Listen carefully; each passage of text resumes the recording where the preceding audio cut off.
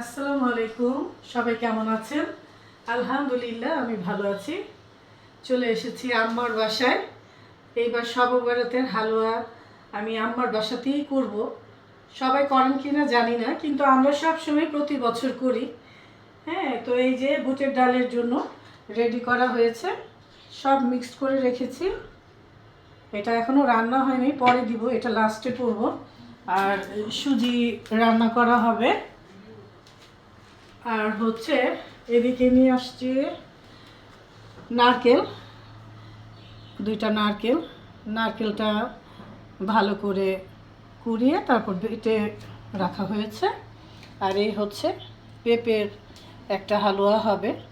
পেঁপেটা কুচি করে নেওয়া হয়েছে মেশিনে। এগুলো আর সিদ্ধ করব না, কিছুই না, ডাইরেক্ট বসিয়ে দিব।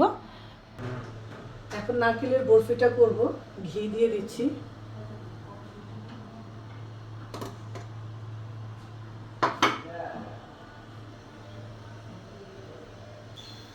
ঘিয়ের মধ্যে এলাচি ফাঁকি দিয়ে দিচ্ছি।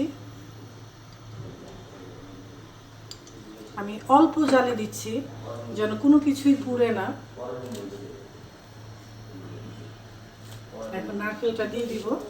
নারকেলটা একটু ভাজা ভাজা করব আমি। এখন নারকেলটা ঘিয়ের মধ্যে আমি ভেজে নিব।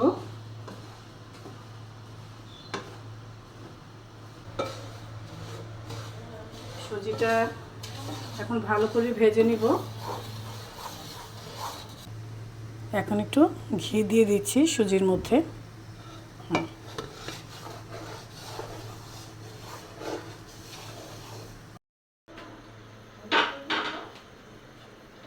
এই সুজিটা ভেজে নিয়েছি, এখন এখানে ঢেলে ফেলি। এই তো নারকেলের বরফি হচ্ছে এক সাইডে, আরেক পাশে পেঁপেটাও বসিয়ে দিয়েছি।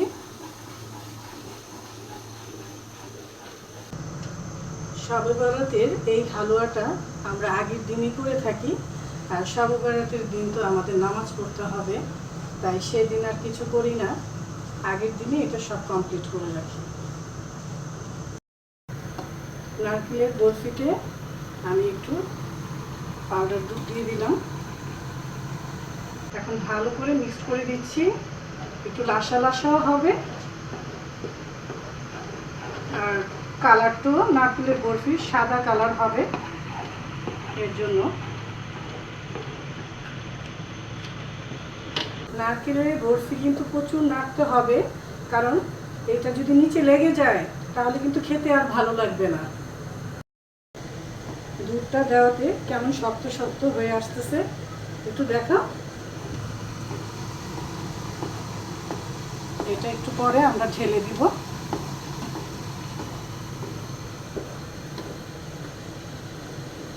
অনেক হার্ড হয়ে আসতেছে। এই তো বরফিটা রেডি, এখন এখানে ঢেলে দিব।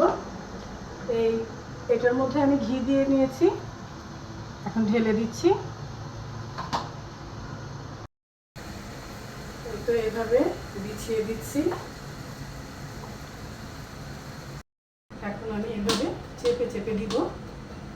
বছরে একবার করি, সবসময় করা হয় না।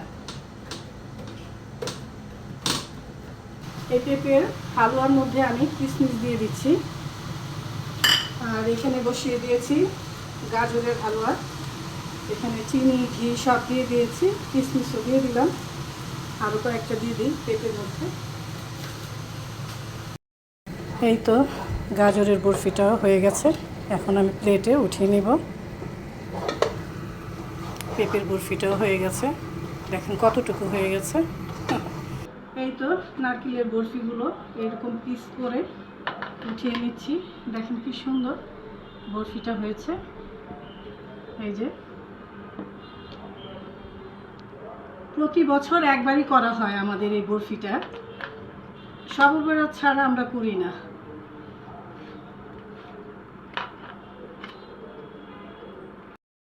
আর এই যে বুটের ডালের বরফি করা হচ্ছে। এই তো হয়ে গেল গাজরের হালুয়া। সুজির হালুয়া, পেঁপের বরফি আর নারকেলের বরফি। বুটের ডালের বরফিটা এখন ঢেলে নিয়েছি। এই তো এই সাঁচির মধ্যে বুটের ডালের বরফিটা আমি এইভাবে চাপ দিয়ে এই ডিজাইনটা করছি। এটা খুব সুন্দর লাগে আমার কাছে এই ডিজাইনটা। ইজি হয়ে যায়, মনে হচ্ছে যে সন্দেশ। ঘি দিয়ে নিয়েছি এখানে আমি। এবার আমার বাসায় করব না, সব আম্মার বাসায় করছি আমি, কারণ আম্মার পক্ষে করা সম্ভব না। তো বছরে একবার করতে তো হবেই, তাই না? এই তো দেখেন কত ইজিলি কতগুলো হয়ে গেল। এই এখানে একটু ডিজাইনটা দেখো। একটা আমি এই যে শেপে রেখেছি, আরেকটা আমি এই যে এই ধরনের একটা শেপের মধ্যে রেখেছি। এই যে এই তো হয়ে গেল বুটের ডালের বরফি। সবাই খেতে চাইলে চলে আসবেন কাপুর আম্মুর বাসায়। আজকে বুটের ডালের বরফি, গাজরের বরফি, পেঁপের বরফি, তারপর কি সুজির বরফি করেছি, নারকেলের বরফি করেছি। প্রতিবার সববরাতে আমি এগুলো করে থাকি। আম্মার বাসায়ও করি, আমার বাসায়ও করি। তো এবার আমার বাসায় করব, আমার বাসায় আর করবো না। আর যেহেতু বড় মেয়ে, বাবা মাকে তো হেল্প করতেই হবে, তাই না? আম্মা তো আর এগুলো আগের মতো পারে না। তো সবাই আমার আব্বা আম্মার জন্য দোয়া করবেন। শবে বরাতের শুভেচ্ছা সবাইকে। সবাই ভালো থাকবেন, সুস্থ থাকবেন।